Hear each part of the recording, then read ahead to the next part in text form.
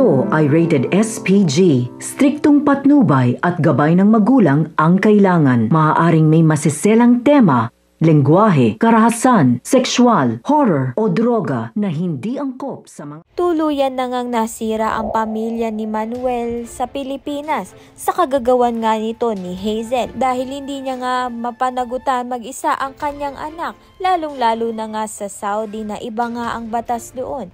Illegal nga ang mabuntis nang wala ngang asawa, kaya naman nga't si Manuel ang napagdiskitahan niyang maging ama ng kanyang anak kahit alam na nga ni Hazel na pamilyadong tao itong si Manuel. Subalit hindi pa nga kasal si Manuel dito nga kay Felma, kaya naman nga't naisipan ni Hazel na si Manuel nga ang maging ama ng kanyang anak. Ang tanging rason nga ni Manuel kung bakit nga siya nagtrabaho sa Saudi ay upang ang magkalikom ng sapat na pera pang-pa-opera nga sa anak niyang si Amber. Subalit lingid nga sa kaalaman niya na dito rin masisira ang kanilang pamilya. Paano nga kaya itataguyod ni Felma ang kanilang pamilyang mag-isa?